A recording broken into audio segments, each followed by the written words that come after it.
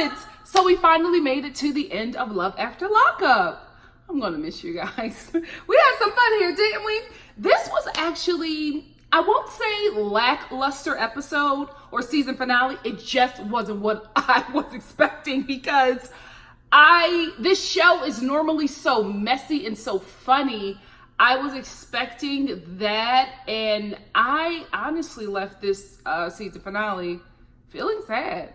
Like, you know what I mean? Like, normally I'm just like, oh, I can't wait to do my review. I just felt really bad. I don't know. Maybe it all just came to a head that this is the lives of real people. Yes, certain storylines are manipulated, but, you know, seeing Tracie and just, yeah, this was a little sad one. But it wasn't bad. I just wasn't expecting to feel this way afterwards. So let's start with the couple that got the least amount of story time this episode, this season finale, Caitlyn and Matt. Caitlyn, your story started off sad and it ended sad. I mean, it just went from worse to worser. I think Caitlyn finally realized in the end that Matt really didn't want her. You know what I mean? Like, Matt essentially did the same thing that Lizzie did the same thing that Michael did the same thing that Tracie did, and is still doing. Tricking these people who are not in prison. When you're in prison, you don't have any money. Unless you come from money, you don't have it. And you can only rely on the people in your life who want to give you money. So if you come from money and the people in your life are sick and tired of you, they're probably not going to support you through prison. So what do? You get on these prisoners need love websites or whatever. You start getting into the heads of these people, these lonely people who obviously something is not quite right with them if they're reaching out to someone who's incarcerated. I'm not talking about people who have been with people who just happen to get incarcerated and arrested or whatever. Your love story started out in freedom. I'm talking about the people who seek out prisoners and felons and people who are in situations where they are needy. So they will overlook the flaws of this person because they are in need of resources. So both parties are starting off on shaky ground. And I think Caitlyn just realized after it was too late, after she was already very involved and invested, that she got played, she got tricked. So Matt was in possession of a stolen vehicle. Dude, why? This is the thing that pisses me off about this storyline. Matt is obviously still using. He was using during the whole season, and it was never mentioned. Like, it was never brought up by Caitlyn or her mom or even the producers. Matt obviously looked sick. He looked like a damn zombie in his confessionals. Nobody is calling that out. Nobody is saying like, hey, you know, are you still using again? Like, he looks like he can't even stay up in the confessionals. And it's just like, this is what's happening. That's why he sold the car. Matt sold the car so he can get high. He probably sold the car to sell it. He probably sold the car to drive to go get drugs because Caitlyn or his mama wasn't loaning him a vehicle. That's probably what happened, but they're not telling us the true story. All we know is that he got busted for possession of a stolen vehicle. Really? Really? So anyway, this dude is in prison and he's talking to Caitlyn, and as soon as he sits down and he's just like, oh, you got to get me out. When do you get me out? I'm like, excuse me? Like, not even giving this girl an explanation, your fiance, an explanation of what the hell happened. What is going on? Caitlyn, rightfully so, is defensive, right?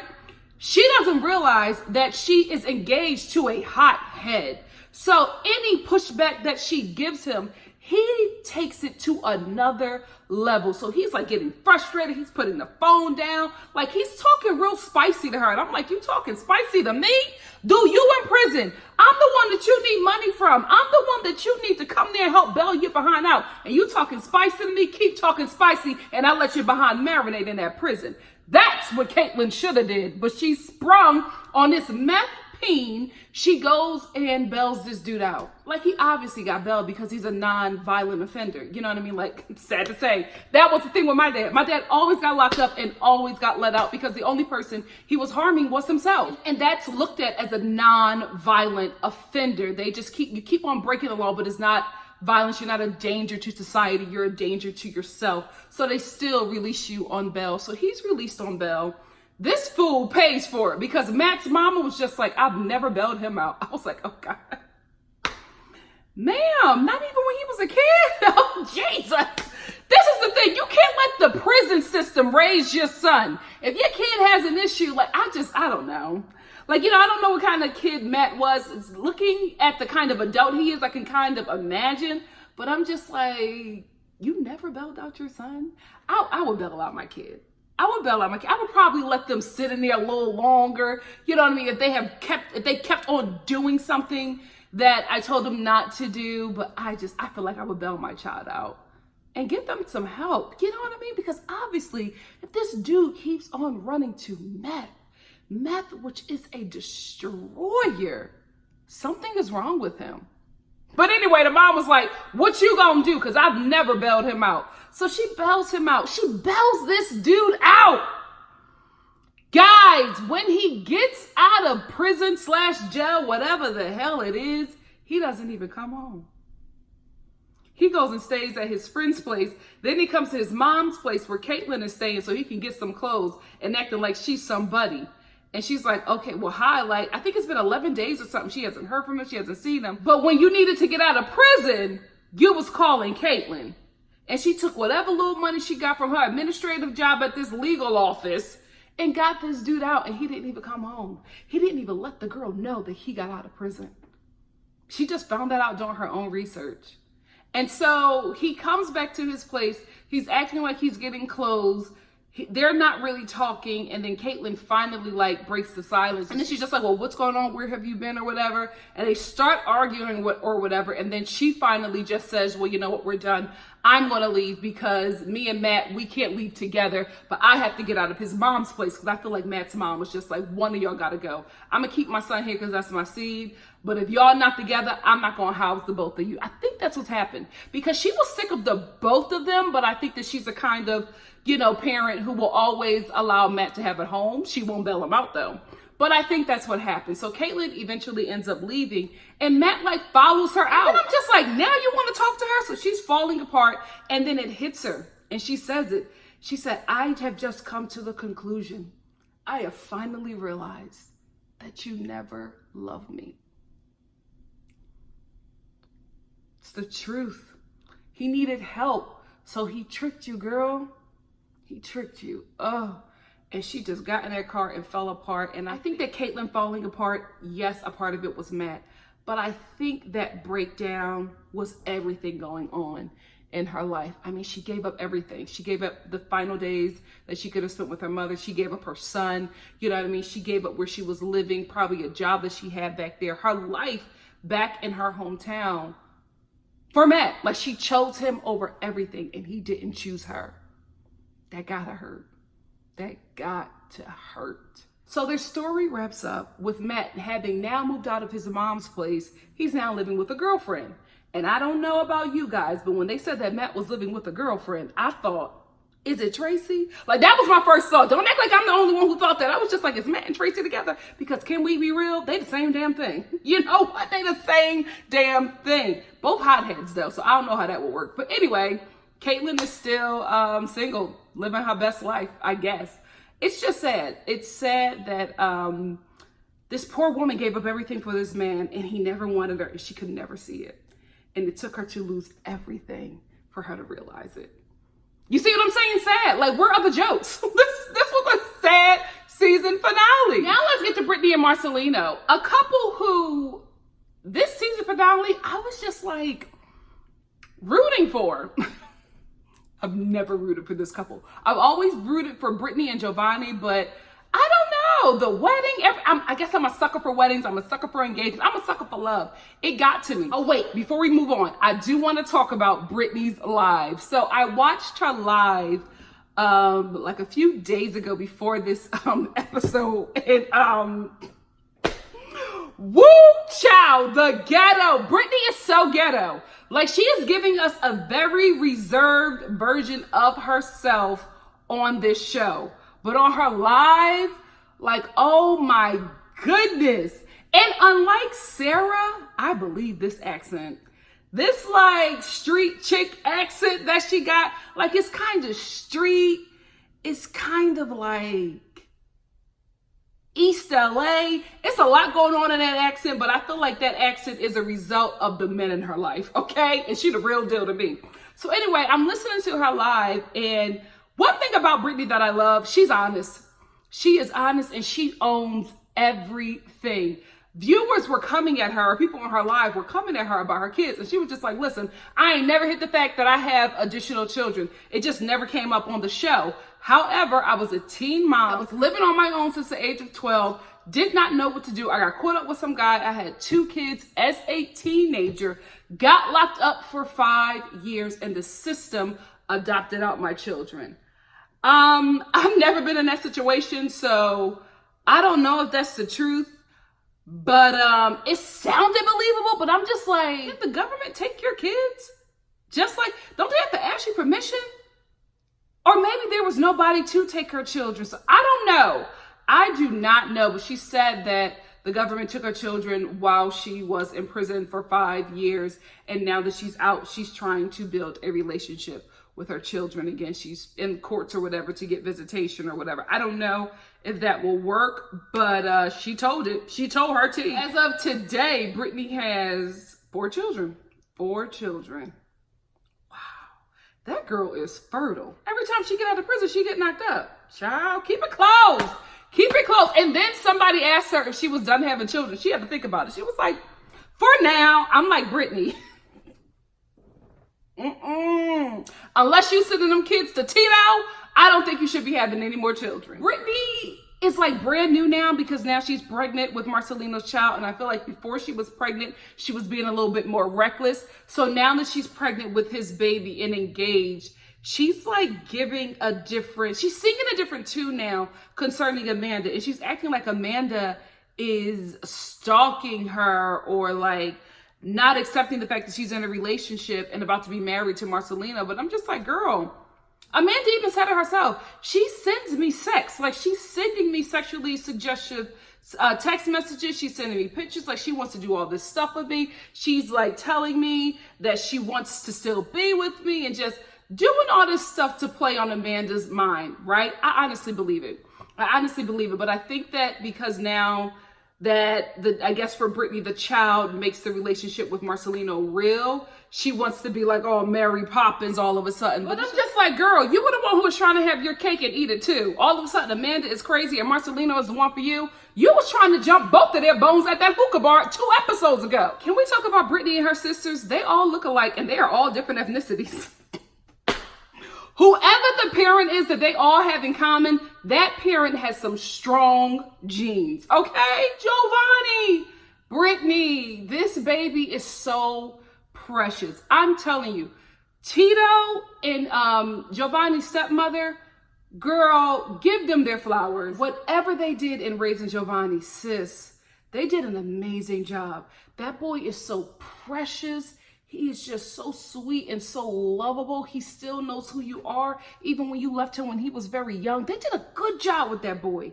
A very good job. Don't ever get into any problems with them, and do not ever let Marcelino jeopardize your relationship with the both of them, because they took care of your child beautifully when you were locked up in prison. You need people like that. If you're somebody who is just messy, you know what I mean, and you just don't know where you're going to be every couple years, do not screw over the people who have protected and cared for your child in such a miraculous way. I'm telling you, just looking at Giovanni, I'm just like, Tito is a great father, and that stepmother, give her her flowers. Give her her flowers. We also talk about how they were trying to do this build-up where Amanda was coming to the wedding to stop it or whatever. Amanda came there with her man. I'm just like, wait a minute. The both of y'all got men? You know what? Let me go to Vegas, because the most basic chicks is cleaning up. Y'all both got men. Y'all still sleeping with each other. The dudes are okay. Like, what in the... Oh, you know what? It's Vegas. I forgot. It's Vegas. Everything goes in Vegas. You just don't talk about it. So now, let's talk about this wedding. You know what? I'm not going to drag it. I think they did the best that they could do with their budget. And in my opinion, love superseded everything else. Those 2 people, Marcelino and Brittany, I wasn't on board with them before, but after this whole wedding, they love each other. They love each other, and they have a very colorful community to support them, because I was looking at the guests during the B-roll. I was just like, wow, what in the Mad Max They all just look like they came from very different apocalyptic neighborhoods. But this wedding was very, very beautiful. I love that moment that Brittany had with her stepfather. I love to see Brittany getting ready and her sisters all around her. I love when they were saying their vows. Marcelino got choked up and she was like encouraging him and he started to cry. Listen, I was a mess. I was a mess. I am that girl. You invite me to your wedding, I am going to be that girl in the third row shaking and crying. Because I just love love. I get overwhelmed with love in a good way. I love it. And it was a beautiful wedding ceremony. I'm really happy for those two. I'm really happy for Brittany that this whole situation turned out good for her. You know what I mean? Because remember, if y'all were here for my first review, I was rooting for her all the way. All the way. She got on my nerves towards the middle of her season, but she got me back. She got me back, and I'm so glad that Marcelino came around and that this storyline came to a happy ending. It really, really did. And she also talked on her live about how certain things were manipulated in editing, which I believe. She was specifically talking about the one episode where it looks like Marcelino takes her plate away from her when they were sitting down, and it looks like he's angry. He takes her plate, and she was just like, actually, that's not what happened. He moved my plate to another table because that was my appetizer plate and the waiter was bringing my entree, and he moved both of our plates to make room for our food. And I believe that. I'm telling you guys, my sister is a reality TV show producer. She produces a very huge reality TV show right now, and watching it with her, she's just like, you have no idea how we cut this up. I remember I was watching one episode with her and she was just like, what you don't know is that you're watching one scene that has been filmed over a span of months. Like, this character is in this scene, but we filmed her 3 weeks before this scene, but it looks like she's in the room and she actually isn't. With a reality TV show, when you sign that contract, sad to say, you sign away your life. You sign away your likeness. You sign away your story. Every reality TV show has a team of writers because these writers are crafting a storyline with you as the star. It doesn't have to be true. It just has to be interesting. That's the only reason why I do reality TV. I would never review reality TV if I thought any of this was real. Like, you don't see me reviewing Intervention. Hell to the no. I believe that. I believe that. Oh, real quick, can we talk about Marcelino's vows? What in the hell was he saying? I was listening and I was just like, wait a minute. Is this the codes for NASA? Like, what is he saying? What language is he speaking in? Is this pig Latin? What is going on? Because it was just like the marvelous, stupendous, rhinoceros, love, extratopolis, metropolis. I was like, what are you saying, Marcelino? What's going on? I couldn't make none of it out. If you can make it out, let us know in the comment section below. And congrats, Brittany and Marcelino, on the birth of your beautiful baby girl, Zoila, who looks like Marcelino. Tito, take the test. Scott and Lizzie. This couple is a mess. It's such a mess. So first of all, Lizzie is trying to act like she can't find Scott, like they not staying at the same damn Best Western. Like, girl, y'all staying at the same motel. You mean to tell me you can't find him? Stop. So anyway, she goes and finds Scott. He's laying down in the bed like a toddler. He's sitting there laying down, head in the pillow, and she's trying to talk to him, and she's just like, Scott, let me talk to you. No, it's okay. You don't want to talk to me. You don't love me. Sir, you are too old. What is up with the men on this show? All of the men on this show give me, I breastfed until I was 24. You know what I mean? Like, they are so childlike. I can't believe that Scott is in his 50s acting like this. Like, Lizzie has to literally tell him to sit up and speak to her because he is pouting. This grown man is pouting. So anyway, he finally gets up and they start to talk, and I wasn't ready for her to say this. When she said it, I was like, wait a minute, Lizzie, you revealing too much of the trick way too soon. Because she says to him, she gives him the ring, and she says to him, I don't need you if you don't have money. I was like, excuse me, what? Wait, Lizzie, hold on. Are we just like being honest now all of a sudden? But she tried to clean it up and say that she wasn't with him for the money. If he had it or he hadn't, that's not why she was with him. But oddly enough, after Scott said to her that he ain't had the money, all of this stuff came up where now she's like, I don't need you for that. And you know what? Let's be friends. So if you are not tricking him, why all of a sudden do you just want to be friends with him? Oh, because you lied to me and you didn't tell me the truth. No, he told you he ain't got no more damn money. And you said, well, the jig is up. Let me take my behind home. That's exactly what happened, Lizzie. You keep on trying to say that he's not a trick. Your own daughter don't believe you. And you know what? I wasn't ready for Scott to not have his clip-on teeth in.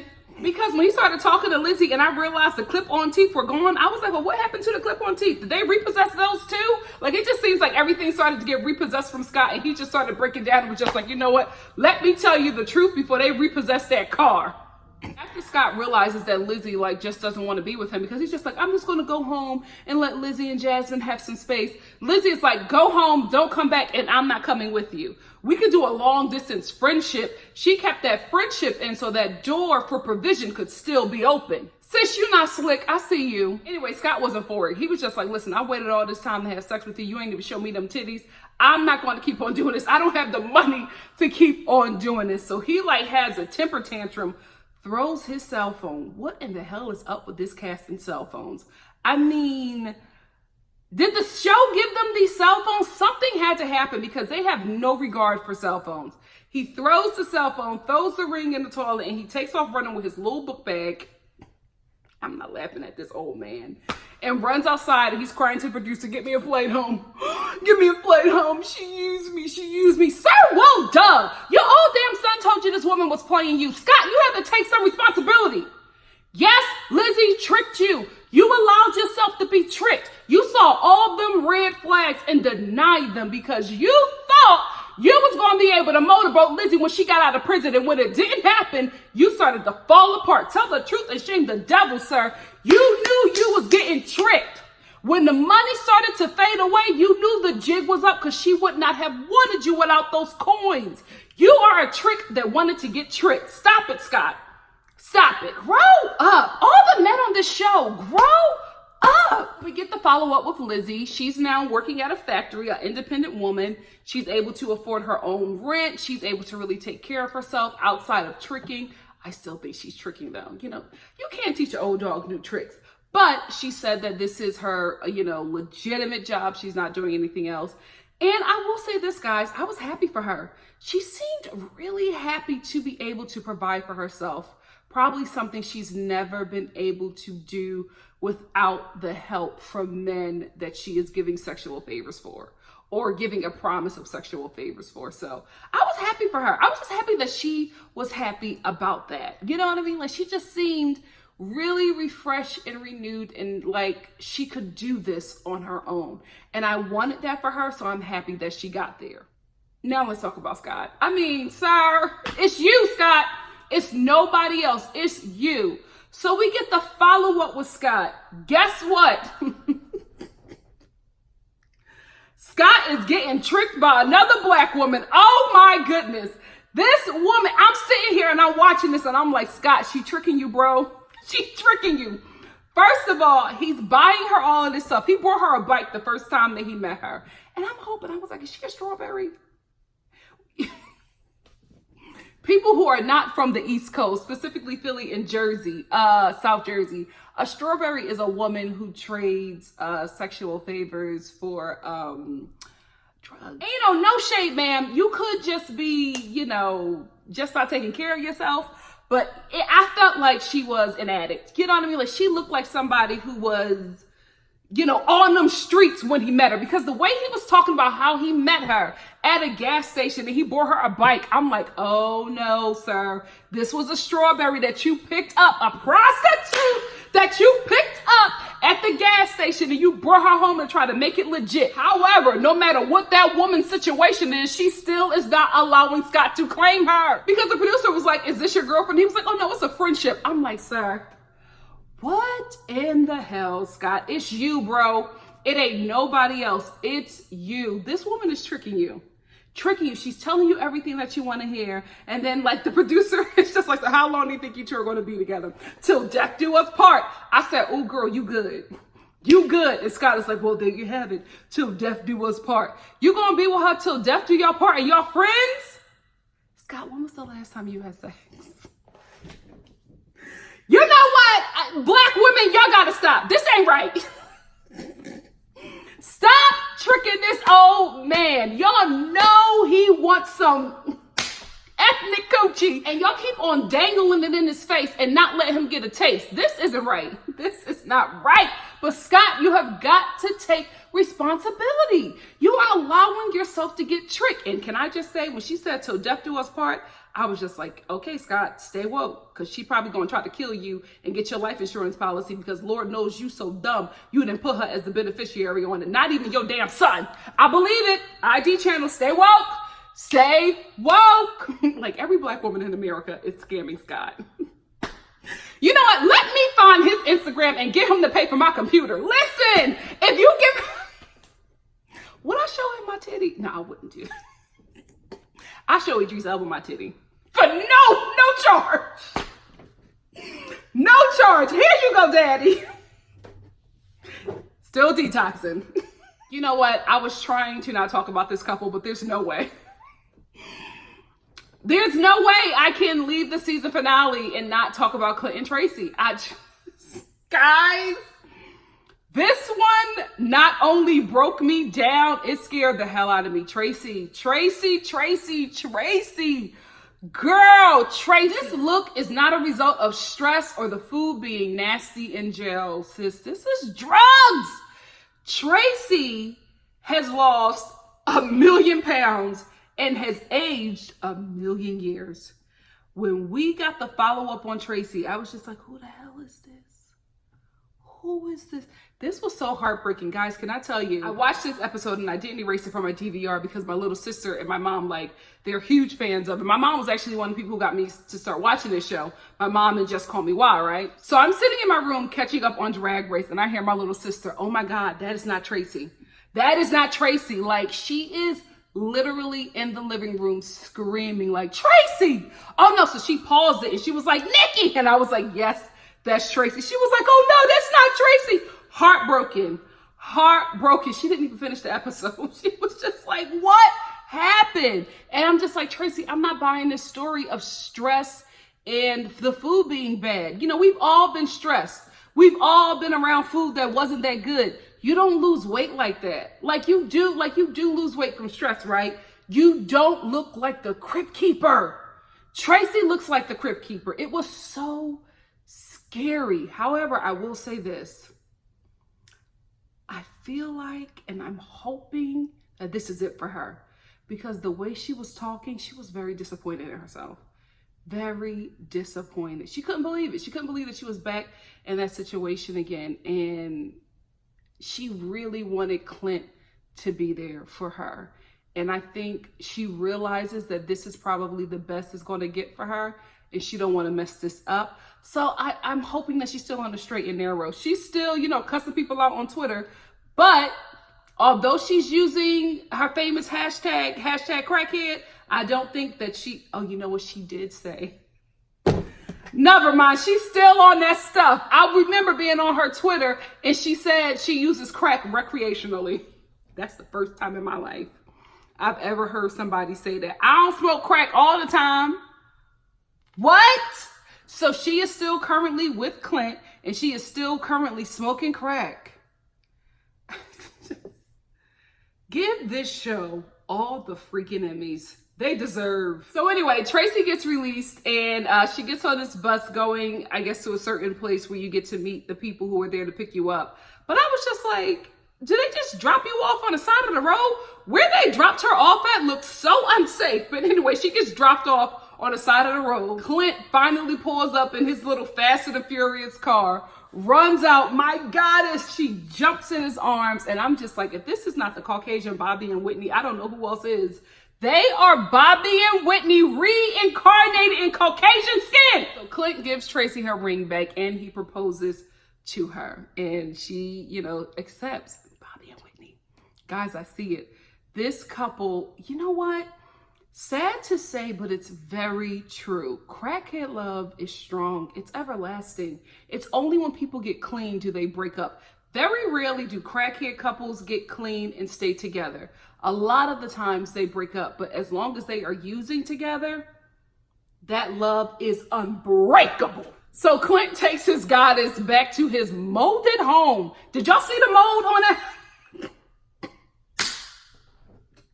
See, this is what happens when you DVR a show. You can go back to stuff that is like alarming. So he picks up his goddess and he takes her into his home, which is dilapidated. And I'm just like, you got mold in your home, it's dilapidated, but your parents have this compound. What in the hell is going on? Something is missing. They are not telling us, but something ain't right with this dude. So anyway, he takes her to his molded shack, lifts up his goddess, takes her in, and they just start to make out. And Tracie's teeth are just like decaying. Oh, Jesus. Woo! So they're making out in the living room, and it's just, oh, Clint can't control himself. So he takes her to his preteen bedroom. That bedroom looked like it was a 13-year-old's bedroom. First of all, everything was Denver Broncos. Do adult men still do that? Just this Denver Bronco bedroom with no sheets. No sheets on his bed. Filthy, clothes everywhere. He opens his shirt and lays down because he wants this crack coochie. Whatever Tracie got, Clint cannot get enough. So he lays down on his filthy Denver Broncos bed with no sheets, opens his shirt, is ready for Tracie to take him to crack heaven. She closes the door while lifting up her shirt, and I am just distraught. Guys, I wish I would have filmed my little sister watching it, because when she was watching this scene, she was mortified. She was watching it like this. She just could not get past Tracie. You know what? I just had a horrible thought. That crack diet produced great results. Can we just... Yes, it aged her, but mother lost weight real quick. And I was like, you know what? There's some Hollywood starlet watching this show like, how much crack do I have to take to get these results? Let's end it with this messy throuple. Sarah, Michael, and Megan. Let me tell you something. Megan showed up this episode, okay? So Sarah shows up good and pregnant, braids to the back, ready to scrap with Megan, right? I'm guessing maybe from what Michael told her about the girl, or maybe from the videos and the pictures that she watched of her, she thought that this was a chick that she could punk, right? Because Sarah showed up and she was talking to Megan all kind of crazy. And Megan was like, first of all, you're not going to talk to me like that. Who is you? And I was like, wait, who are you? Like, who is this chick that showed up out of nowhere? Who knew that Megan could get gully? So anyway, she says that, and Sarah produces her belly, and she's just like, I'm the wife. Yes, it showed up again. And Megan is like, oh, okay. And I was just like, wait, hold on. This is not going well, because Sarah kept on trying to come for Megan. And everything she said, because listen, y'all, I walked into this on Sarah's side. Sarah messed me up when she pulled the Khloe Kardashian and was coming after Megan. I'm his wife. I got the ring. I got his kids. Who cares? He cheated on you, sis. He embarrassed you on national TV. Why are you even coming for this girl? Like, just the way she approached Megan. I get it. In that moment, she is probably very heated. But the fact that she continued to try to tear Megan down and defend Michael, I'm just like, girl, you's a whole dummy. Megan didn't break up your family. Michael did, because he ain't never been in the family with you. Honey, you are his mother. Period. You take care of him. He keeps you knocked up because that keeps a line of communication between the both of y'all. He can continue to use his kids as a way to manipulate you into giving him things, into caring for him, into riding out for him. That's it. He don't want you. Do you think a man that wanted you would do this to you, girl? He approached the show.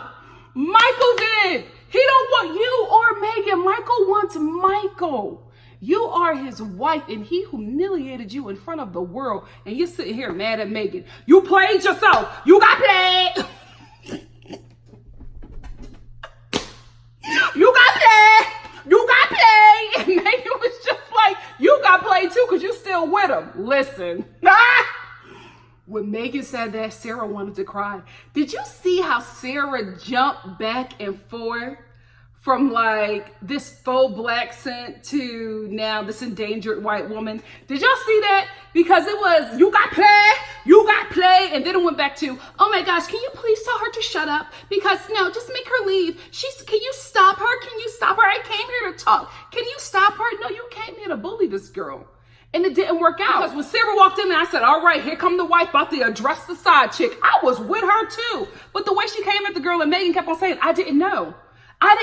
We both got hurt. I gave Sarah time to get herself together, to come down. Because can you imagine meeting a woman that your husband has been penetrating behind your back? I get it. But sis wouldn't get up from there. She stayed there and continued to put the blame on Megan. If I was in your position and the wife told me to shut up, I would just shut up and listen. And I'm like, who are you talking to, girl? Who would really do that?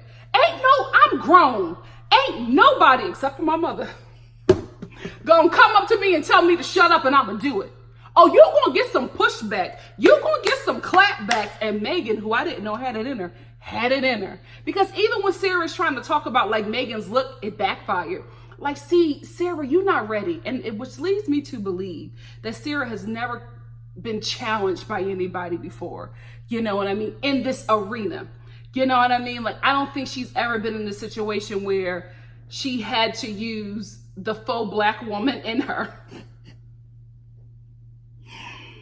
to clap back at a sister. You know, can we just be real?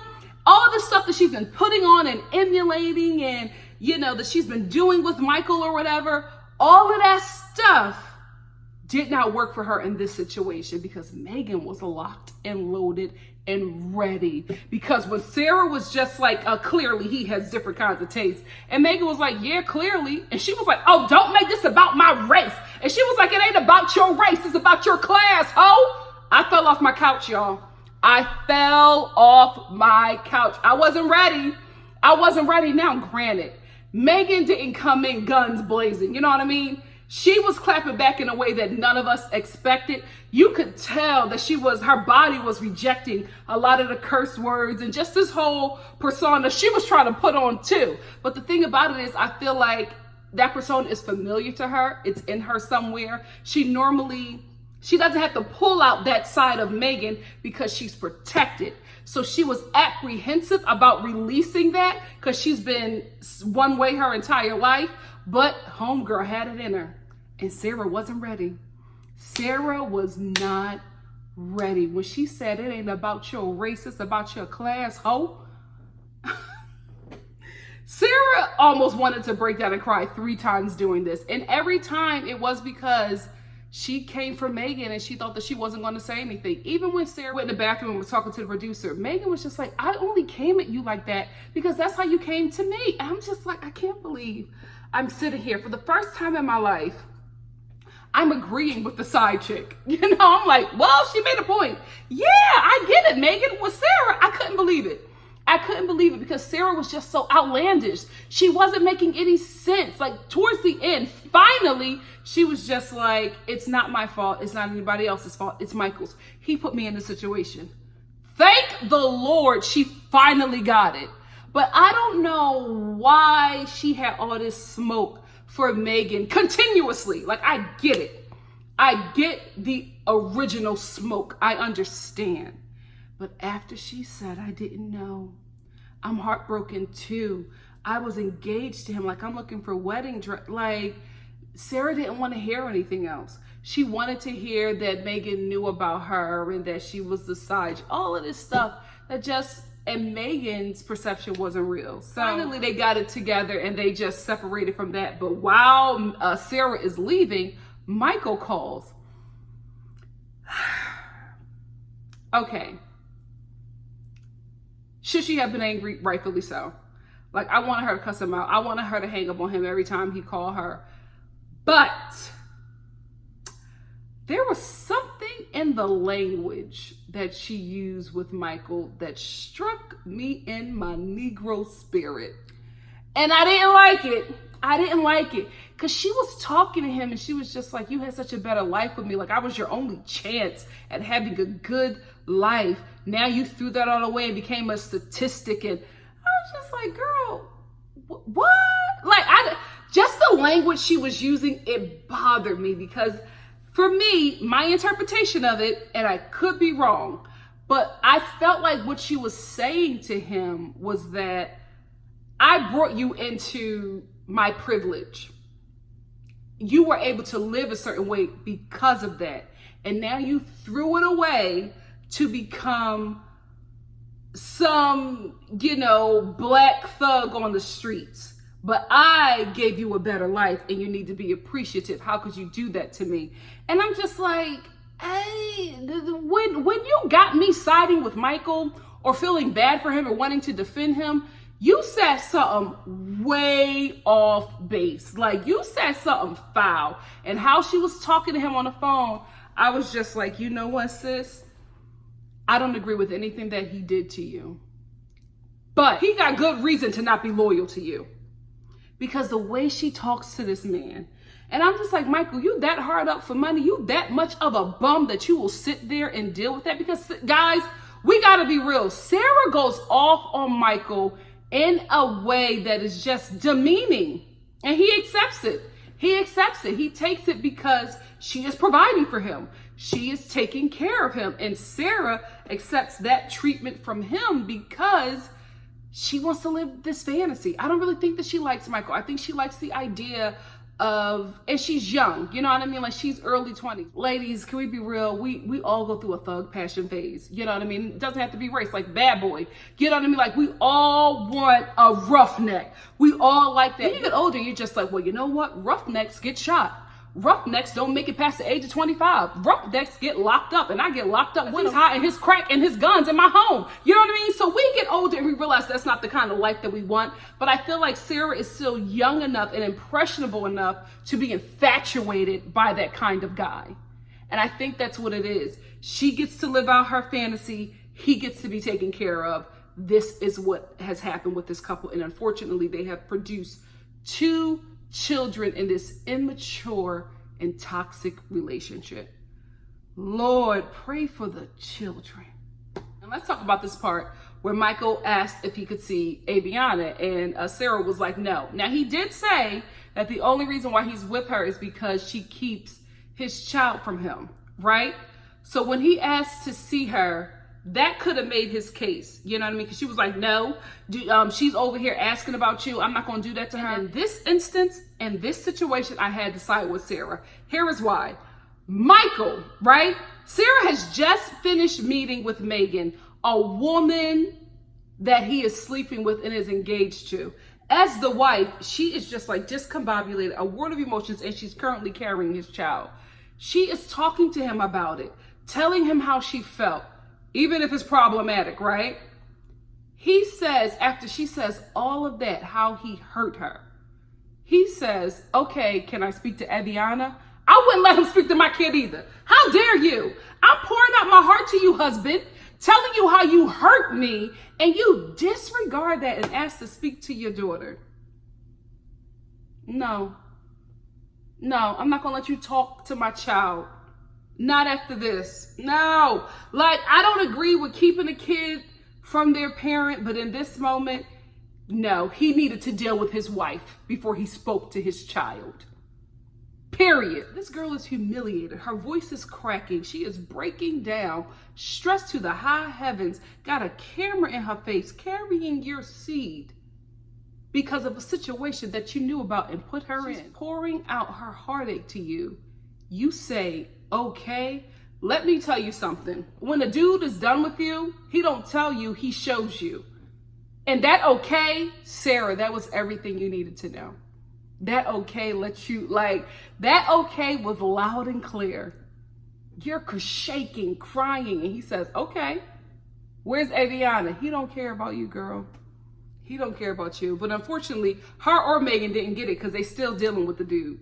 They're still dealing with him to this day. What kind of felon penis and vagina? Like,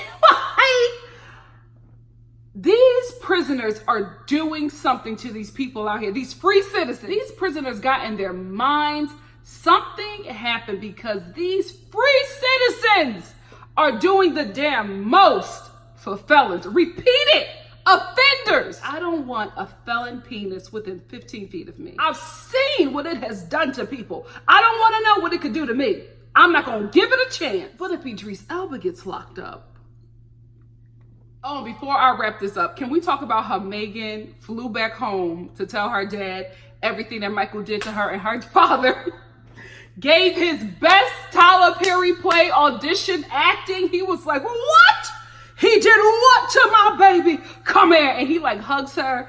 And he's just like, it's all right, baby. It's all right. You don't need him. You don't need him. And I'm like, sir, listen, the producers promise you that they're going to send this tape to Tyler Perry. Calm down. You are doing too damn much. And can we also talk about how Megan has such a real moment, which is why I kind of believed her that she didn't know. I kind of believed her that she didn't know about Sarah because she's talking to her dad, right? And she's holding everything in.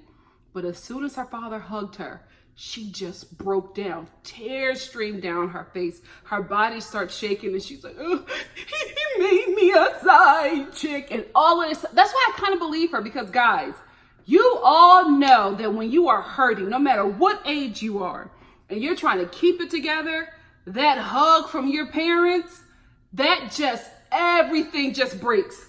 You just go completely to being a freaking newborn in the arms of your parents. And I feel like that's what happened to Megan. She was just holding on to everything, trying to act strong. And as soon as her dad hugged her, she was able to release everything. And I think in that moment, she was done with Michael. But the problem is that's the first man that has entered her body. So she is like, she's connected to this dude. Like this dude is a part of her life in such a huge way. It's going to take her time to separate herself from him. She's probably still having sex with him to this day. I believe it. Obviously, Michael's penis is addictive, okay? Because these women have been going through the absolute worst with him and they still want it. They still want it. And that's the first penis Megan has ever, I was going to say tasted, but can we just tell the truth? Tasted. And she's just done. She's just, her mind is gone. And I hate to say it, but I think that she's going to do that thing that side chicks always do. I think she's going to get pregnant because that's what those girls do when they are with men who are, say it with me, basura. They get with these trash dudes who are cheating on multiple women, and the one that has the kid gets his attention the most. So in the side chick's mind or the other girlfriend's mind, her thing is, well, if I had a baby, I could get his attention as well. Rachel and Leah, for my Christians who watch me, it's Rachel and Leah all over again. Let me have all these babies so he can spend more time with me. So they're just going to be going back and forth, having a bunch of kids trying to get the attention of Michael, who is no good for nobody. Ugh. I told y'all this season finale was sad. Anyway, that's it for me. I enjoyed the show. I really, really did enjoy the show. I'm looking forward to season 3. So sad it's going to take so long. The summer. Why do we have to wait so long? I would have waited for the spring. Like, come on, bring it back in April. You know what I mean? Like, you said that you added 10 additional episodes. You've already been filming. Why are you going to make us wait till the summer? This show is good. You need to keep this show rolling. This is your moneymaker, WeTV. You need to keep multiple installments of Love After Lockup. You need to do this like TLC does 90 Day Fiance. TLC does 90 Day Fiance before the 90 days. Then it's just regular 90 Day Fiance. Then it's 90 Day Fiance Happily Ever After. They keep on doing spinoffs of one of their most popular shows, and this is exactly what you need to do, WeTV, because Love After Lockup is a huge hit, and you need to milk it for all it's worth. Guys, I had a great time reviewing this season for you all. You have all been so supportive and so great. It's been such a fun journey, and I look forward to continuing to do reviews of shows that you are really into. I'm currently loading my Bachelor reviews. I'm also working on Drag Race. I'm also working on my reviews for The Real Housewives of New Jersey, The Real Housewives of Atlanta, and The Real Housewives of Beverly Hills and New York. I'm working on all of those this weekend as well. I just wrapped up my review for Married to Medicine LA. I'm doing Vanderpump Rules. I want to start reviewing Project Runway. I want to check it out next week to see if it's worth my time. Later in the month, I'm going to start reviewing one of my favorite shows, Little Women Atlanta. So stick around. There's a bunch of stuff. I also have a bunch of stuff, a bunch of swag that I have accumulated from all the events that I've gone to out here in Los Angeles. I'm going to be doing reviews on all of that stuff. I'm an ambassador for, if you don't know, a natural hair care product called The Dew. I'm going to be doing some reviews on that. I'm also going to be doing a little bit more vlogging. I'm also going to take you into my world as an actress. There's a lot of stuff coming up. There really, really is. So please stay tuned. And if you have any suggestions for me of anything that you want me to review, let us know in the comments section below. However, I'm not doing Married at First Sight. I can't get into the show, but Just Call Me Wad does wonderful reviews for that show. I don't watch it, but I still watch her reviews and I crack up every time. Check my girl out over there. Her Married at First Sight reviews kill me, okay? And I know they'll do the same for you. Thank you so much, guys, for stopping by NikkiStar TV. I appreciate it. I love you, and I cannot wait to see you in my next review. Stay tuned. Love you much. Bye.